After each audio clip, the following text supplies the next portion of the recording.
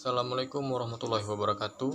Perkenalkan, nama saya Hadi Putra Pratama, NPM S1I0181026, dan dengan dosen pengampuh Mukti Dono Wilopo, SPI MSc.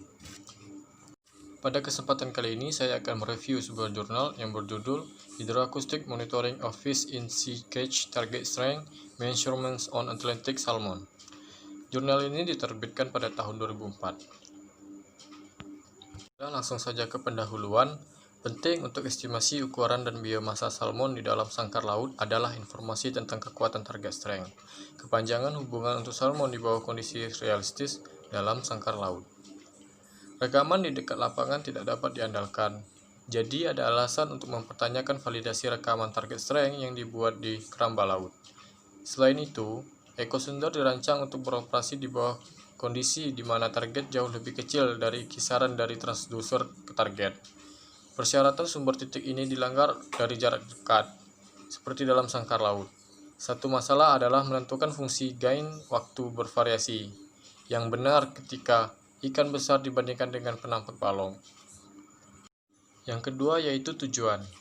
Tujuan dari penelitian ini adalah untuk menentukan apakah korelasi yang bermakna antara target strength dan panjang dapat ditetapkan untuk salmon Atlantik di keramba laut di mana ikan itu dekat dengan transducer. Baiklah, yang ketiga yaitu bahan dan metode. 5 kelompok ukuran yang berbeda dari salmon Atlantik. Rata-rata total panjang 20, 25, 55, 67, dan 78 cm. Digunakan dalam percobaan. Sejumlah ikan kecil digunakan untuk mencegah gemah yang tumpang tindih dari beberapa target menjadi salah diterima sebagai gemah target tunggal yang valid. Ikan-ikan itu dijaring dari kandang penyimpanan, dibius, diukur panjangnya, dan dipindahkan ke kandang uji laut. 12 meter x 12 meter x 20 meter. Ikan dibiarkan selama 12 jam sebelum rekam dimulai. Suhu laut selama adalah 4-5 derajat Celcius. Pemberian makan dihentikan 1 minggu sebelum percobaan dan tidak ada makanan yang diberikan selama percobaan. Yang keempat yaitu hasil. Hasil yang pertama yaitu target strength dan rentang. Untuk semua kelompok ukuran yang direkam baik di bagian tengah maupun di luar, target strength tidak berubah dengan kedalaman, seperti ditunjukkan oleh kemiringan dari garis regresi linear melalui target strength dan data kedalaman. Kemudian hasil yang kedua yaitu posisi ikan, jangkauan dan jalur ikan variabilitas target strength.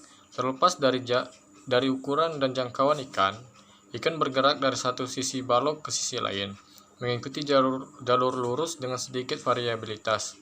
Mayoritas ikan berenang diam-diam dan horizontal dengan sedikit gerakan vertikal. Rekaman video menginformasikan hal ini. Variabilitas dalam jalur yang serupa dari target strength ditemukan antara semua kelompok ukuran yang dicatat baik bagian punggung maupun bagian perut.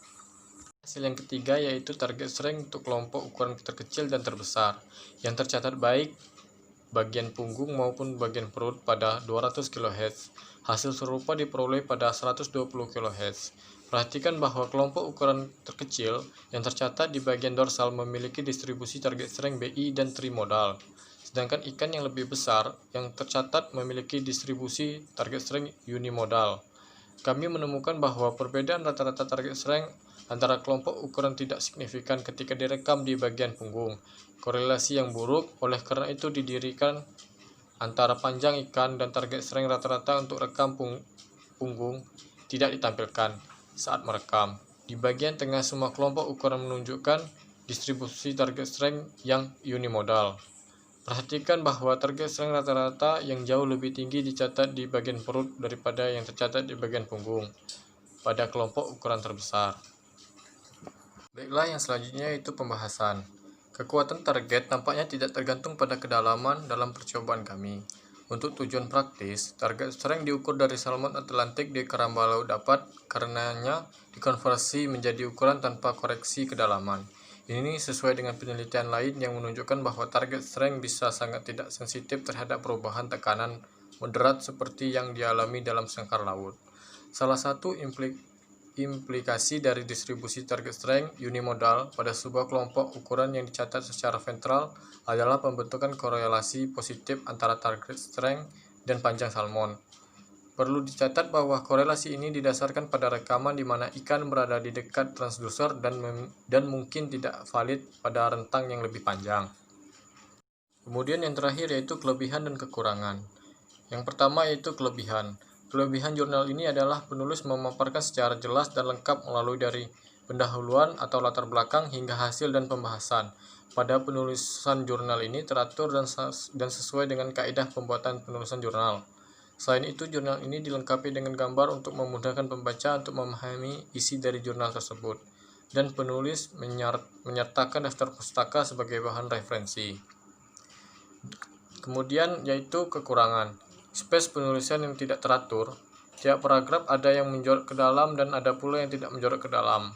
Pemilihan kata yang kurang tepat dan membuat pembaca sulit memahami isi jurnal ini. Sekian pembahasan review jurnal dari saya akhiri. Wassalamualaikum warahmatullahi wabarakatuh.